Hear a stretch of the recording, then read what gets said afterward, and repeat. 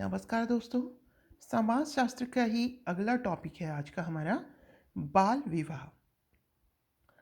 तो देखिए, बाल विवाह भारत में कुछ समाजों में प्रचलित एक सामाजिक प्रक्रिया है। मतलब कि सब जगह नहीं होता है, कुछ ही समाजों में ये प्रक्रिया प्रचलित है।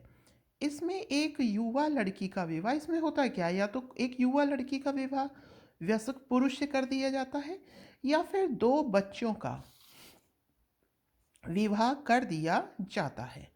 देखिए, विवाह की जो सामान्य आयु है वो कितनी है? वो पुरुष के लिए तो है 21 वर्ष, और महिला के लिए दोस्तों कितनी है? 18 वर्ष। ठीक है। अब देखिए, बाल विवाह निषेध कानून जो कि 2006 का था, उसमें 2021 में संशोधन विधेयक उसके लिए लाया गया।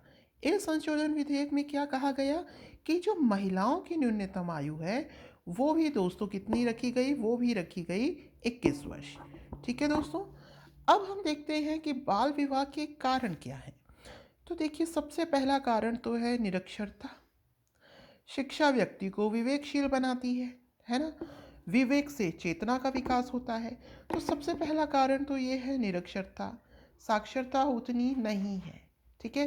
तो लोग क्या करते हैं, कम ही उम्र में शादी कर देते हैं, अपने विवेक का सही से उपयोग नहीं कर पाते। निर्धनता।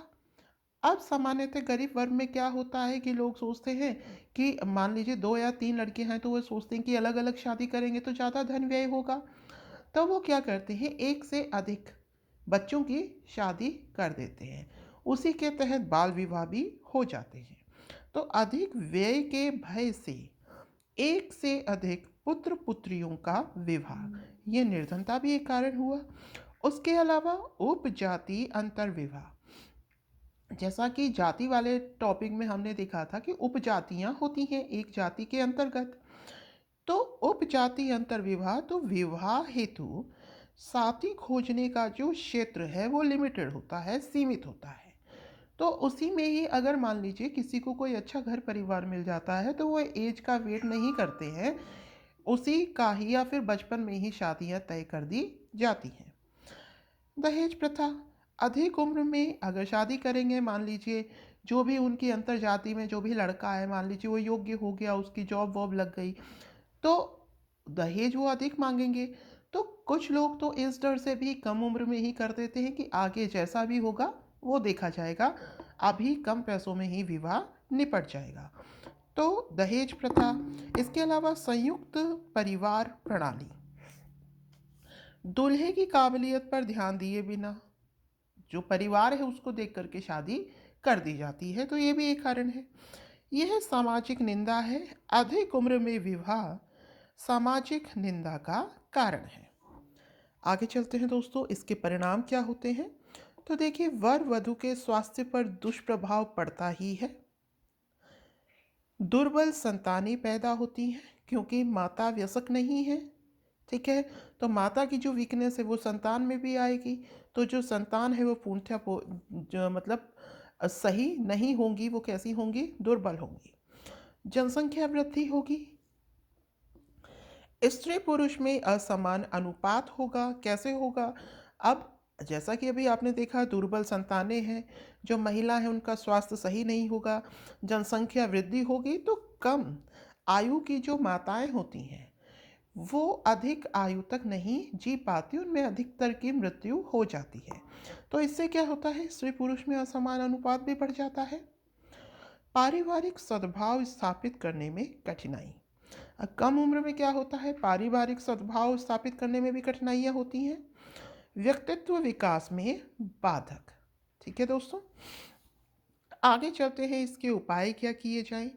तो नीतिगत हस्तक्षेप, मतलब कि कानूनों की महत्वपूर्ण भूमिका है, इस हेतु नीतियां बनाई जाएं। इसे एक संज्ञेय अपराध घोषित कर दिया जाए। इसके अलावा बाल विवाह करवाने वाले को कठोर सजा का भी प्रावधान होना चाहिए। अब हम बात करते हैं सरकारी कार्यवाही की। तो सरकारी कर्मचारियों जिनका ग्रामीण समुदायों के साथ अंतर संपर्क होता है, उनको बाल विवाह निषेध अधिकारी घोषित कर देना चाहिए। मतलब जो भी सरकारी कर्मचारी हैं जो कि गांव वाले लोगों से इंटरेक्ट होते हैं, उनको क्या कर देना चाहिए, उन्हें बाल विवाह निषेध अधिकारी घोषित कर देना चाहिए। विवाह का पंजीकरण का विकेंद्रीकरण करना चाहिए, मतलब पंचायत स्तर पर भी पंजीकरण करवाना चाहिए विवाह का। इससे क्या होगा, इससे डॉक्यूमेंट मांगे जाएंगे। डॉक्यूमेंट मांगे जाएंगे तो वहाँ पर आप बाल विवाह को रोक सकते हैं। ठीक है, डॉक्यूमेंट्स में आप एज वगैरह देख सकते हैं। महिला सशक्तिकरण के उपाय किए जाने चाहिए। इसके अलावा आर्थिक विकास भी एक महत्वपूर्ण बिंदु है जिस पर भी ध्यान देना चाहिए। तो दोस्तों, हमने बाल विवाह टॉपिक अभी देखा, ये सामाजिक कुरीतियों में एक था।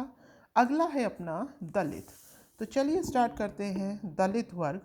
तो देखिए, दलित का शाब्दिक अर्थ होता है दलन किया हुआ।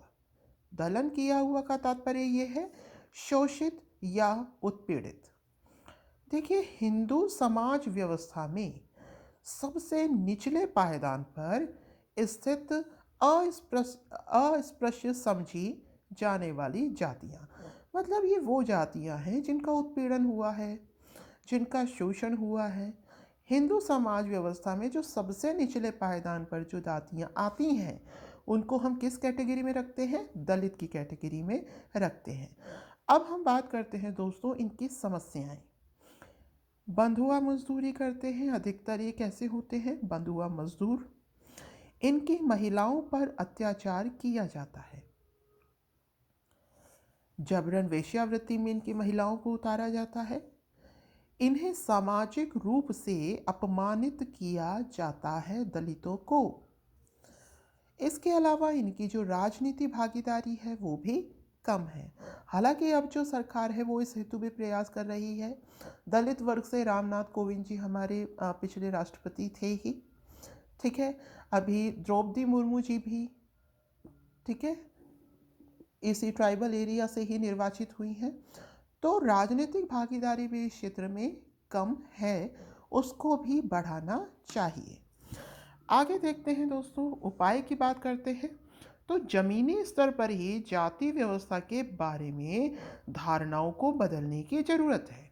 मतलब जो जाति व्यवस्था है उससे अब ऊपर उठना चाहिए। तो जो जमीनी स्तर है वहीं से ही अगर हम इसकी शुरुआत करेंगे तो ही कुछ पॉसिबिलिटीज़ हैं।